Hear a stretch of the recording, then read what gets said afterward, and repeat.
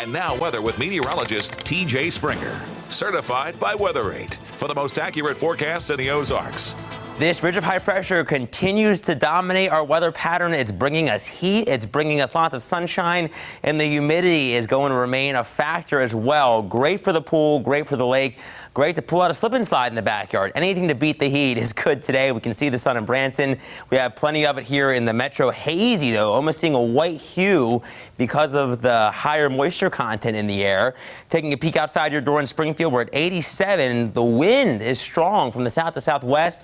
Over 20 miles per hour right now, but that's a drier wind for us. We're having some of that drier air mixed down to the surface as well. That's why dew points are actually lower this morning compared to where they were earlier on. And that south to southwest wind is helping. That usually that's a drier wind for us, but it's still a warm one. We have temperatures close to 90 in Fort Leonard Wood. Raleigh, you're at 86. We have 86 in Branson, too.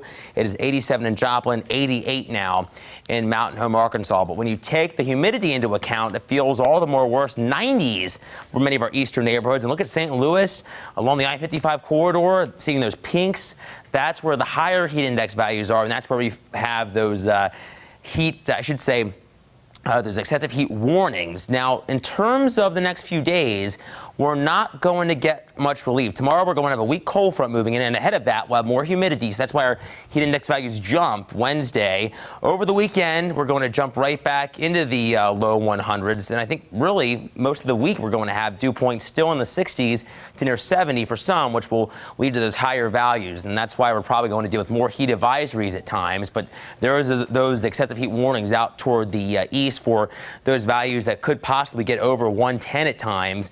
And that continues into the Ohio Valley. So the ridge has shifted a little farther to the east, at least the center of it, and that's where the concentrated heat is going to be today. But we still have some of our northern and eastern neighborhoods under the gun for those higher feels like temps. Now, in terms of our actual highs, we're going to be in the low 90s, so a little cooler than yesterday. It's still going to feel rough out there, though, as we just showed you.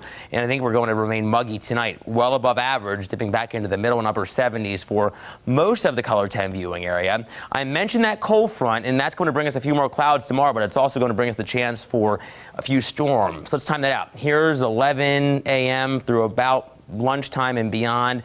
We're seeing the clouds, just a few from time to time, still pretty sunny. To our northwest, by dinner time, that cold front is crossing I-35.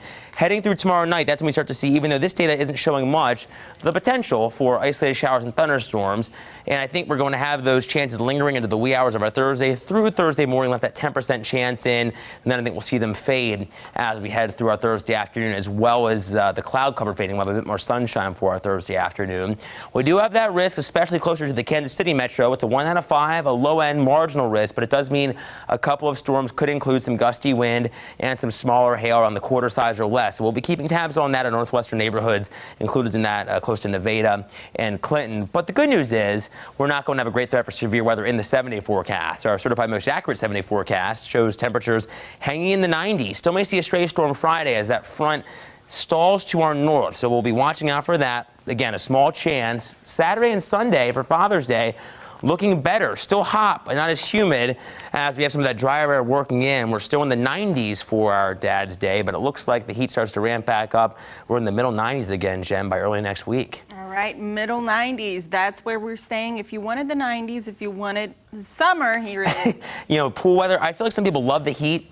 You know, and that's great, 'cause that's what we're going to have a lot of this week. I do love the heat, and I don't know about the humidity, though. Love lake and pool, but these temperatures, it almost makes me just want to stay inside in the AC, but you got to enjoy it at least for a couple hours. Yeah, getting out to the lake, the pool, heck, even putting the pool in the backyard, a little blow-up pool is nice. Yeah, there you go.